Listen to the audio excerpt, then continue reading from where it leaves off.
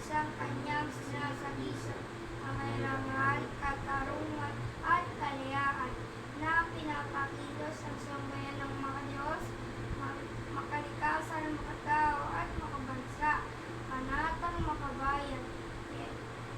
Iibigin ko ang Pilipinas. Iibig ko ang Pilipinas. Iibig ko ang Pilipinas, aking lupang sinilangan. Yan, Tahanan. tahanan ng aking lahi. Pinupupulong ako at tinutulungan, aging malakas, masipag at marangal.